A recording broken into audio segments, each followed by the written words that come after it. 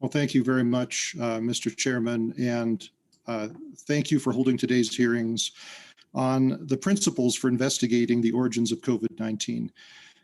Before I begin, I'd actually like to take a moment to commend Chairman Foster for his bipartisanship and his willingness to hold this first official House committee related to the origins of the epidemic. I'm very hopeful that this hearing can serve as an example of how Congress can work together to move forward on investigating the origins of what happened last year. This is not a partisan issue, and I think it's something that we definitely all should work together on. It's also an opportunity for us to begin looking into the principles and standards by which an effective investigation into the origins of COVID-19 should be conducted.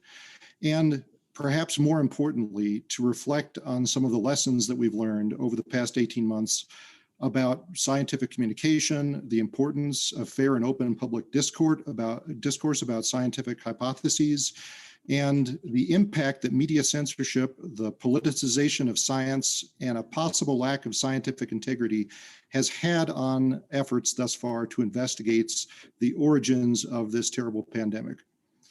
Since the early days of COVID-19, discussion regarding its origins have unfortunately been hampered by the politicization of this entire topic. Renowned, reputable scientists have, at critical times during the pandemic, presented their opinions, unfortunately, as if they were scientific fact. And sometimes avoidable conflict of interests have called into question the independence and impartiality of efforts that have been undertaken to examine the origins of COVID-19, including, unfortunately, some of those at the World Health Organization. These shortcomings have made it much more difficult to have fair and open discourse about this issue.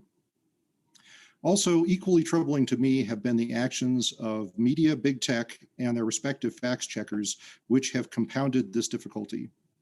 During the onset of the pandemic, some media outlets latched onto a preordained narrative about the origins of COVID-19, dismissing competing theories as false and even xenophobic conspiracy theories. Social media companies then censored information about COVID's origins, labeling posts as misinformation, despite there being no conclusive evidence for one theory over another. The unfortunate effect of these actions was to shut down legitimate scientific discourse and inquiry, which I think is important to everyone on this committee.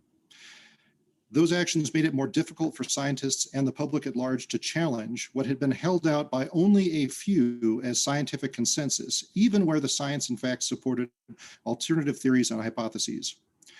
Fear of retaliation, of being labeled as xenophobic conspiracy theorists, and of being ostracized by the scientific community led some scientists to self-censor and remain silent instead of searching publicly and transparently for the truth, which I think is our goal as scientists. To me, censorship in any form is very troubling, but even the more so when it prevents scientific inquiry. So we're seeking to understand the origins of COVID-19, and that matters not so that we can point fingers or assign blame to a specific country or specific leaders, but more importantly, that we can better prevent future outbreaks. That's certainly my intention today as we consider these principles that should inform how we investigate disease outbreaks in the future. And that includes acknowledging the shortcomings that have complicated those inquiries into the origins issue last year.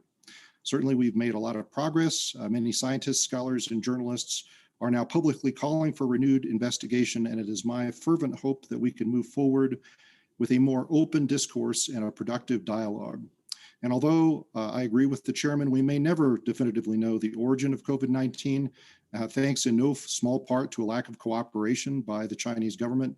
That certainly does not mean that an investigation into its origins will not bear fruit. And to the contrary, I think the facts and evidence that are uncovered during such an investigation will help us prepare for future pandemics, irrespective of its conclusions. So I'm looking very much forward today to learning more about what that investigation should look for, as well as reflecting on the principles and standards that should form the framework of investigations in the future.